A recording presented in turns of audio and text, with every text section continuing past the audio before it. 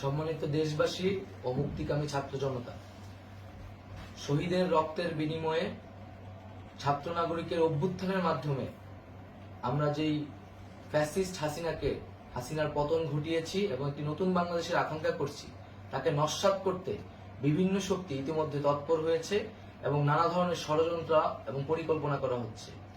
আমরা মুক্তিকামী ছাত্র জনতার পক্ষ থেকে স্পষ্টভাবে বলতে চাচ্ছি যে এই বাংলাদেশকে ফ্যাসিবাদী রেজিম থেকে মুক্ত করার জন্য এবং একটি নতুন বাংলাদেশ, জনগণের বাংলাদেশ প্রতিষ্ঠার জন্য সকল ধরনের ষড়যন্ত্রকে নস্যাৎ করার জন্য, প্রতিহত করার জন্য বাংলাদেশের ছাত্র জনতা কিন্তু সদা প্রস্তুত রয়েছে।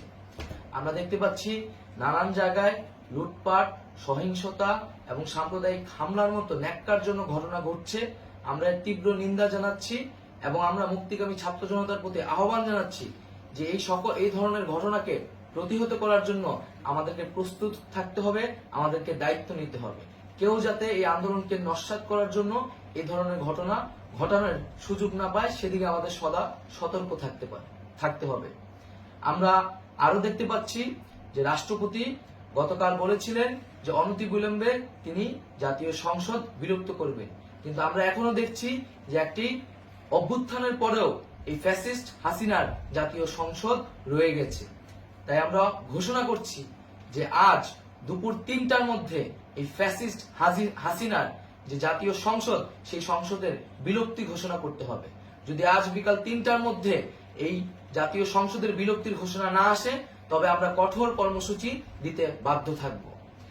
এছাড়া বন্ধুগণ, সবার জন্য আমরা জানাচ্ছি যে আমাদের যে অন্তর্বর্তীকালীন সরকারের কথা আমরা বলেছি, সেই সরকারের প্রধান উপদেষ্টার নাম আমরা ইতিমধ্যে ঘোষণা করেছি এবং এই সরকারের অন্যান্য উপদেষ্টা সহ সামগ্রিক রূপরেখা আমাদের প্রস্তুত রয়েছে। আমরা খুব শীঘ্রই সেই রূপরেখাটি জাতির সামনে উপস্থাপন করব।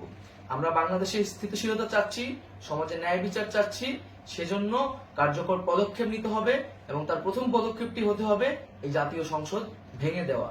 এবং সবার প্রতি আহ্বান থাকবে, আপনারা শান্তিপূর্ণভাবে অবস্থান রাখুন, শান্তিপূর্ণভাবে এবং অহিংসভাবে এবং সকল পরিকল্পনাকে, ষড়যন্ত্রকে নস্যাৎ করার জন্য সদা সতর্ক থাকুন।